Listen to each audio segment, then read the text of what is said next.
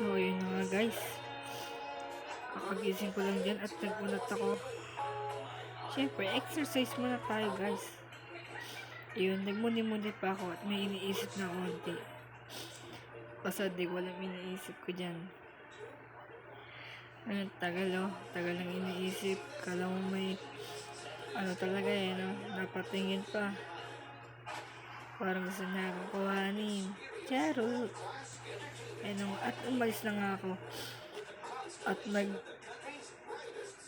naghilamos ako ng mukha para mapamugi kahit konti naman. Charot! Ayun na nga. Tagal ko ninugas ang aking mukha para mapamugi. At pagka may dumaan chicks, syempre kakawayan natin. Charot! Kakagising ko lang, ayan, nagpagpag na ako at umalis ako. So ayun na nga, pumasok na ako sa kwarto at may pinapanood sa akin ang aking pamangkin. Hindi ko alam naman kung ano ang pinapanood niya. Ayun.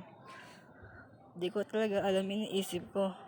Ayun, napakain na lang ako. Ewan ko ba sa pamangkin ko, pinapanood ako na hindi ko alam. Ayun, tamang kain lang ako habang nakicharge ang aking cellphone.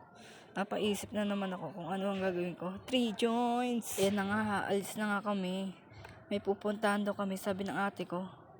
Di ko alam, sinabang pa ako. Di ko naman alam ang pupuntahan namin. Ayun.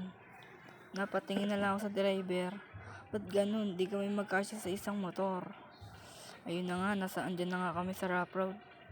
May sinisilip pa si kuya.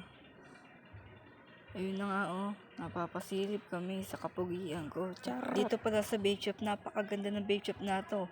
Umorder na kayo dito sa Pop Heaven. Laba.